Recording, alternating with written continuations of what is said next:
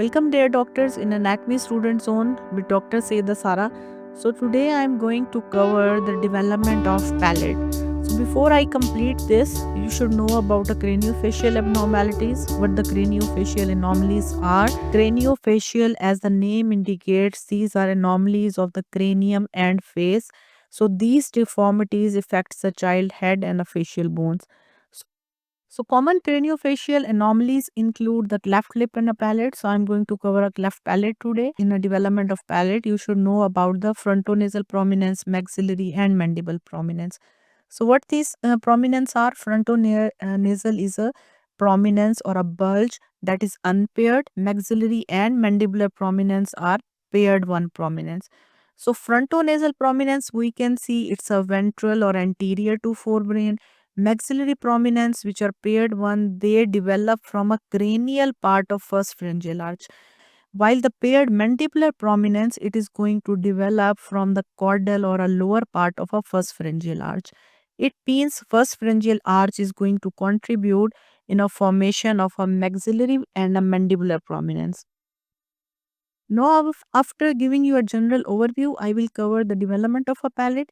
So it's important to remember most of the time in exams, it's being asked that the what is a critical period for a platogenesis, because this period is very important. In this period, retrogenic effects and the drugs, if the mother is going to take, it's going to affect the child, and if the newborn will be born, that child can have a palate abnormalities. So critical period for a platogenesis is from end of 6th week until beginning of ninth week. So 6 to 9 week is a very critical period.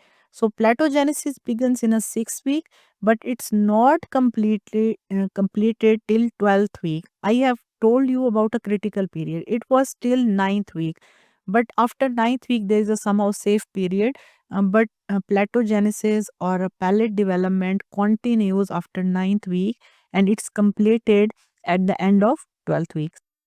Again, before I cover the development of palate, you should know about the part of a palate on gross anatomy. So please focus on this image and see over here. This is an incisive fossa, and we can see this part arrow where there is a no bony part is shown. This is a soft palate.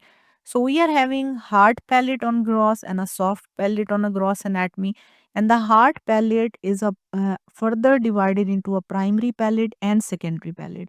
So part of a hard palate that is anterior to incisive fossa, just this small part, this is a primary palate. And the part of a palate that is posterior to this incisive fossa, this is your secondary palate. So we can say the primary palate is going to represent only a small part that is anterior to incisive fossa in adults, while secondary palate is a part that is a larger one part of a hard palate, and this is posterior to incisive fossa. So why I have focused on an incisive fossa? Because you will see in a development, incisive fossa is very important.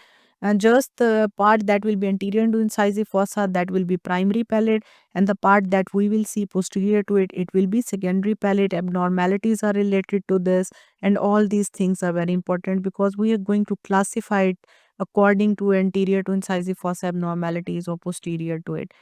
So here on a gross, please see this part that is a soft palate with the uvula projecting in a center and the platoglossal arches on the side and the platopharyngeal arches posteriorly. And in between platoglossal and the platopharyngeal arches, there are the palatine tonsil bilaterally. So this whole part is your soft palate because bone is not present over here, bone is not ossified. So this part is soft palate.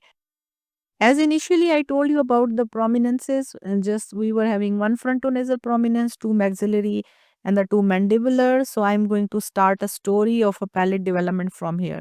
So please observe these points in this image as well. So you can see this is a frontonasal prominence, and this ectodermal thickening that is present on a frontonasal prominence, this is nasal placode. So nasal placodes are ectodermal thickening, or these are derived from surface ectoderm, and so they are going to form a bulge in this area on a frontonasal prominence bilaterally. We name them as a nasal placode. Think like it's like just an a dough, and if I'm going to put my hand in this dough, I'm going to convert this placode into a nasal pit. So pit is like a depression. Again, the time period is very important because the duration is by the end of fourth week. So, the end of fourth week, this ectodermal placode starts to appear on a frontonasal prominence. And the most important to remember over here is this appears bilaterally, as I have covered. So, on a both side, right and the left side. And again, this placode is a thickening of ectoderm, and it's above the stomodium, as you can see here, which is the opening of our mouth, or when the embryo is going to develop its our mouth, we are going to name it as an stomodium. So these nasal placode initially they were thickened and then they are converted into a nasal pit. So what's going to happen because of conversion of this nasal pit or formation of this nasal pit, the edges of these placode starts to raise on the right and the left half. So this one is going to form a medial nasal prominence and this is going to form lateral nasal prominence. Now, what happens with these prominence? These medial nasal prominence starts to uh, come close to each other, and there is a merging of a medial nasal prominence with each other. Mean the medial nasal prominence of a right side and the medial nasal prominence of the left side, they will merge with each other.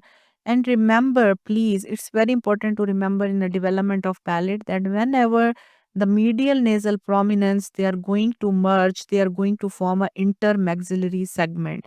So intermaxillary segment is developed from merging of a medial nasal prominence, and intermaxillary segment is a very important in the development of primary palate. And you know, primary palate was just part that was anterior to incisive fossa, that was small part. So please focus on this image.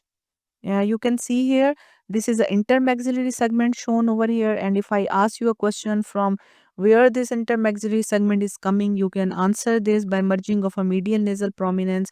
Intermaxillary segment is formed. And this intermaxillary segment is having three components, what your books have mentioned. And these three components are labial component, upper jaw component, and plateal component. Or indirectly, I can also say that intermaxillary segment is going to form our lip. It's also going to form part of our jaw and it's also going to form part of our palate. So we have to define which part of lip, which part of jaw, and which part of palate. So its labial component is going to form philtrum of lip, just philtrum of lip, not a whole lip. So its upper jaw component of intermaxillary segment, it forms the premaxillary part of maxilla. And what is premaxillary part of maxilla? It is just part of a maxilla that is going to carry four incisor teeth, as you can see here, these four one. So this is its upper jaw component. And the plateal component of intermaxillary segment is going to form just primary palate. And primary palate, I had told you, this is a part of palate just anterior to incisive fossa. It means primary palate development is completed right now. It is going to form from intermaxillary segment. And if I'm going back in this story, and intermaxillary segment was coming by merging of a medial nasal prominence. Now, after covering the development of primary palate, I will cover the development of secondary palate or definitive palate, and it begins to start early in a 6 week. So, secondary palate is a primordia for the formation of both hard and a soft palate. Where there will be formation of a bone, that part will be soft palate, but of course, it will posterior to incisive fossa, and part where bone will not form, this part will remain soft, and that we are going to name as an soft palate. So it develops from two mesenchymal projection. So from where this mesenchyme is coming, so what we have to remember over here is we have to remember over here as a maxillary prominence. So you can see this is a maxillary prominence of one side and this is a maxillary prominence of another side.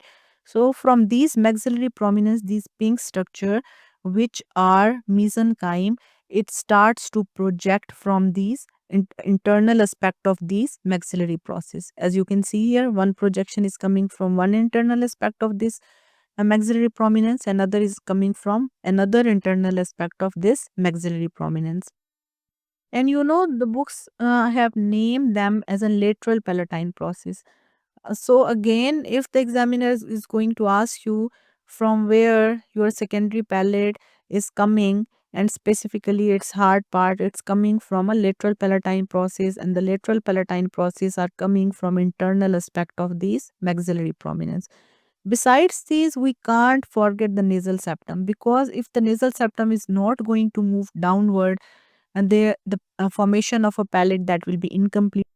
Now you have to compare at your own these two images that I'm going to describe right now. So these blue structure, these are lateral palatine process or palatine shelves. So lateral palatine process, you can see in between there is a tongue. So as the jaw is going to elongate, they are going to pull the tongue from its root and it's coming out in a mouth. So just please remember here, these palatine shelf or lateral palatine process, they are initially inferior and on a medial side. So they are infromedially, and you can see this is the nasal septum. But in this image, you can see these lateral palatine process, they are going to assume a horizontal position. And why they are going to assume a horizontal position?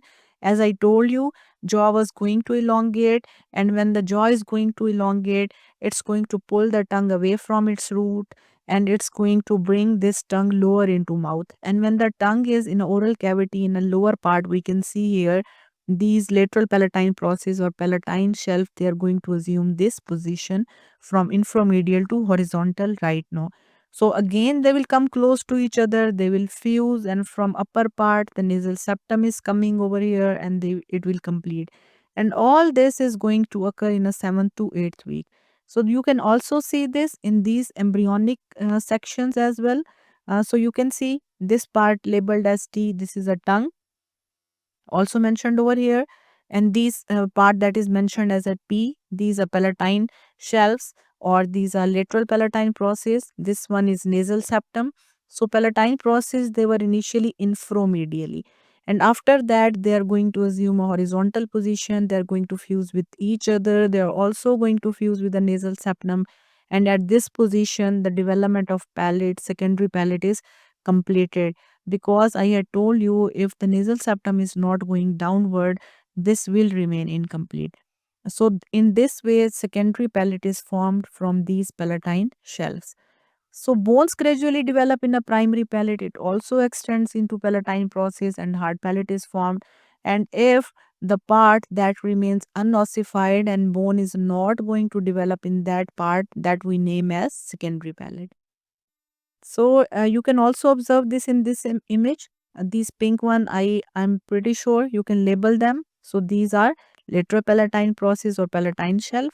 This one is nasal septum. They're coming close to each other, and they have also joined a nasal septum. So in this way, the formation of palate is complete, and there is a no gap left in right and left half. So the fusion between the nasal septum and the palatine process, it starts anteriorly during a ninth week and it completes posteriorly in 12th week. So from a 9th to 12th week, this development of a secondary palate is completed. So at the beginning of a second trimester, we can able to mention, or we can able to see a facial feature of a baby clearly on a sonography, or whenever we are going to do a scan in a patient. So on sonography, as you can see here, facial features of the baby and the hard palate can be completely visualized. So we can identify if there is a cleft lip or a palate is there or not. And if after that, after this period, that I have mentioned, that was a period of a 12th week, or safely we can say after a 14 weeks, still there is a breach or a gap in these, it means there can be a cleft lip or palate. So that was all about the development of a primary palate. That was development of a secondary palate, and both that include both the hard and the soft palate. I have covered it in a step so that it become easy for you. Now I will cover the facial defects. So facial defect are going to occur because of failure of embryonic facial prominence. It means if medial nasal prominence was not going to merge, or you have seen intermaxillary segment, you have also seen uh, a lateral palatine process and a nasal septum. If there is a breach at any area, there will be a cleft. So cleft can be unilateral, it can be on a one side, or it can be bilateral, that can be on a both side. So cleft can be just of a lip as well, it can be just of a palate as well, or cleft can be just lip and palate as well. So this part is taken from your book, and please remember, in a first slide I had told you in gross anatomy why incisive fossa is important. So you can also see we are going to classify this defect on a basis of incisive fossa as a landmark. So landmark to distinguish the anterior from a posterior cleft is incisive fossa. So we are going to classify these defects into a three group. You can see here. Now I will make this more easy for you. So how we are going to classify these three group?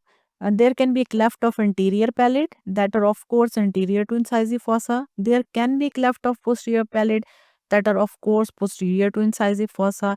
Or there can be cleft of secondary part of palate. These can include both the anterior and posterior palate. So you can see here in all these whether they're cleft of anterior palate, whether they're posterior or whether they're cleft of anterior and posterior, lateral palatine process they are culprit. So lateral palatine process, if they are unable to fuse or meet with the primary palate, we can observe cleft anterior to incisive fossa. If the lateral palatine process they are not going to fuse with each other and a nasal septum, we can see cleft posterior to incisive fossa. And if the lateral palatine process they are not going to do friendship with anyone, they are not going to fuse with the primary palate with each other and a nasal septum, we can see of course which will be cleft anterior and posterior to palate. Hope the things will be easy for you and you can easily identify these images on a slides or OSCE or exams. Now I will tell you how to identify these clefts in exam. So first what you have to do is identify whether they are on a one side or a second side, whether they are unilateral or a bilateral. Then you have to see whether they are anterior to incisive fossa, they are posterior to it, or they are anterior and as well as posterior to it. So in this image, you can see if this is in an exam, you can see here this part that is anterior to incisive fossa, just this one is primary palate and this part is lip. So it means this is a complete unilateral cleft lip with a unilateral cleft of primary palate. So in this image, we can see here there is a complete bilateral cleft lip with a cleft of primary palate. And in this image, we can see there is a cleft of posterior palate. So isolated cleft of posterior palate can be observed. And this one is a cleft palate because it's going to involve both the anterior part of a palate and the posterior part of a palate as well. So cleft palate with the unilateral cleft lip. So in this way, you have to identify these image according to incisive fossa as a landmark that I have told you. So lastly, what you have to rule out if the mother is coming to you, and you are going to observe a cleft lip or a palate, you have to rule out such factors like smoking, alcohol intake by a mother.